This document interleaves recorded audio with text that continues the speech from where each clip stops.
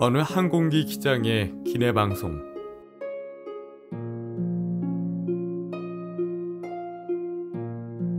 민항기 조종사이기 때문에 이라크와 아프가니스탄 전쟁으로 인한 일들을 보게 됩니다. 비행 준비를 하고 있는데 게이트 담당자가 제게 말했습니다. 기장님, 이번 비행에 시신 이송 있습니다. 저는 혹시 군인이냐고 물었습니다. 맞다고 했습니다. 에스코트 하는 사람도 있습니까? 사무장이 에스코트가 있으며 이미 좌석 번호를 배정했다고 말하더군요. 저는 에스코트의 탑승 수속을 먼저 하고 조종석으로 모시고 오라 했습니다. 얼마 뒤 젊은 육군 하사가 조종실에 들어왔습니다. 단정하게 정복을 차려입었더군요. 자신을 소개하는 그에게 에스코트하는 시신에 대해 물었습니다. 전사한 군인을 모시는 에스코트는 전사자가 살아있는 것처럼 말합니다. 그분은 지금 고향 버지니아로 귀환 중이십니다.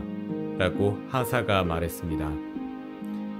저는 몇 가지 더 물어봤고 간단명료한 답을 들었습니다.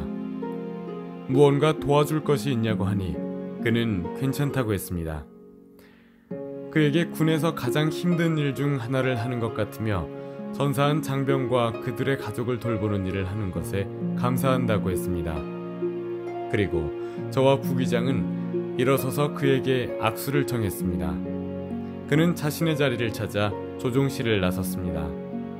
우리는 비행 전 점검을 끝내고 아무 이상 없이 출발했습니다. 비행한 지 30분쯤 지나자 객실 사무장에게서 전화가 왔습니다. 전사한 장병의 가족도 지금 항공기에 같이 타고 있는 것을 확인했습니다. 라고 말했습니다. 전사한 장병의 아버지, 어머니, 아내, 그리고 2살 난 딸이라고 알려주었습니다. 가족은 이륙 전 아들의 관이 항공기에 탑재되는 것을 보지 못해 속상해한다고 하더군요. 다음 기착지는 굉장히 크고 부산한 환승공항이었습니다. 그 가족은 거기서 4시간 기다린 후 버지니아로 가는 비행기로 갈아탈 예정이었습니다.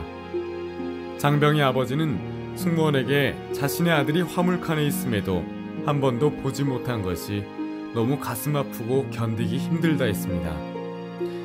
공항에 도착할 때 아들을 볼 수 있는 방법이 없겠냐 물었습니다.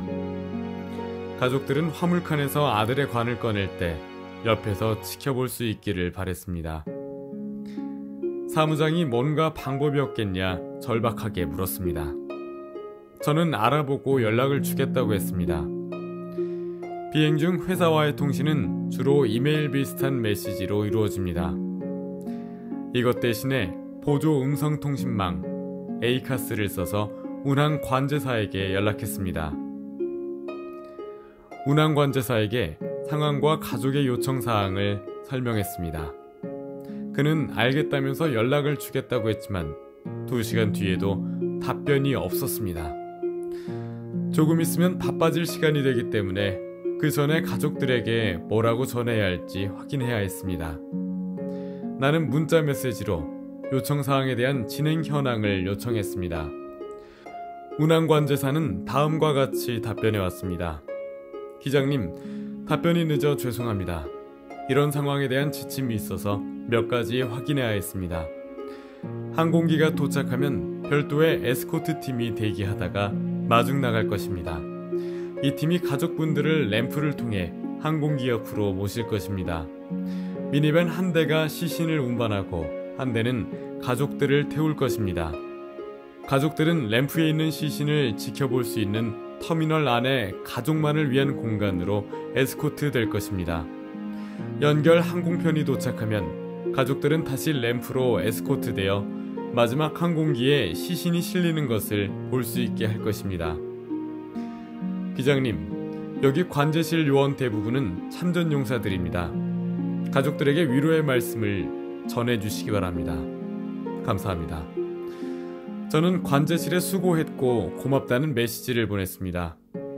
또 이 메시지를 프린트하여 사무장을 시켜 전사한 장병의 아버지에게 전해주도록 했습니다. 사무장은 자기 일처럼 고마워하며 가족들이 매우 기뻐할 것이라고 했습니다. 착륙을 위한 강하를 시작하며 바빠졌습니다. 착륙 후에는 바로 활주로를 벗어나 램프가 있는 곳으로 다가갔습니다. 램프는 15개의 게이트가 양쪽으로 줄지어 있는 바쁘고 복잡한 곳입니다. 램프로 들어서며 램프 관제사와 교신했습니다. 그는 모든 항공기가 우리를 위해 멈춰져 있다고 알려줬습니다. 가족들을 에스코트할 팀도 대기 중이라고 했습니다. 모든 것이 제대로 진행되고 있었습니다. 그러나 저는 안전벨트 표시를 끄는 순간 모든 승객들이 일어서서 자기 물건을 챙길 것이기 때문에 전사한 장병의 가족들이 빨리 내리지 못하게 될 것이라는 것을 깨달았습니다. 내려야 할 게이트에 다다르자 부기장을 시켜 램프 관제사에게 승객들에게 방송을 하기 위해 게이트 전에 잠시 정지한다고 전달하게 했습니다. 램프 관제사는 천천히 해도 좋다는 답변을 보내왔습니다. 저는 항공기를 정지시키고 파킹 브레이크를 걸었습니다. 곧바로 기내방송 버튼을 눌렀습니다. 승객 여러분, 저는 이 항공기의 기장입니다. 저는 특별한 전달 사항이 있어 게이트 전에 항공기를 잠시 정지시켰습니다. 이 항공기에는 우리의 존경과 존중을 받아야 마땅한 승객이 있습니다. 그는 얼마 전 목숨을 잃은 이병이며 지금 여러분 발밑 화물칸에 잠들어 있습니다. 에스코트는 육군 하사가 맡고 있습니다.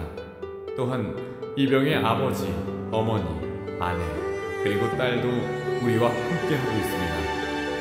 이 가족분들이 먼저 내릴 수 있도록 항공기가 멈추더라도 잠시 자리에 앉아 계셔줄 것을 부탁드립니다. 감사합니다. 우리는 계속해서 게이트로 향했고 완전히 멈춘 후 시동을 끄기 위한 절차를 진행했습니다.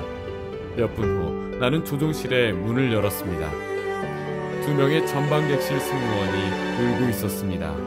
항공기가 멈춘 후 모든 승객들이 자리에 그대로 앉아서 가족들이 내리기를 기다렸다고 말했습니다. 가족들이 일어서서 짐을 챙기기 시작했을 때 한 승객이 천천히 박수를 치기 시작했습니다. 한두 사람이 따르기 시작하더니 잠시 후 모든 사람들이 박수를 치고 있었습니다.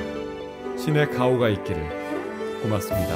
안타깝습니다. 자랑스러워하세요. 위로의 말들이 내리는 가족들을 향해 터져 나왔습니다. 가족들은 에스코트를 받아 램프를 내려가 전사자의 시신 곁으로 갔습니다. 저는 그 가족을 보진 못했습니다.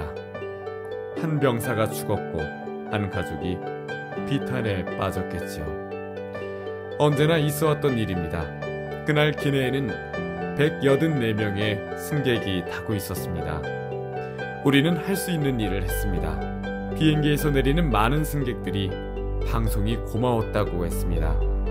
말들은 반복될 수 있겠지만 병사를 되살릴 방법은 없겠죠. 우리 삶을 위해 희생한 수백만 명을 기리는 마음을 가져주실 것을 부탁드립니다.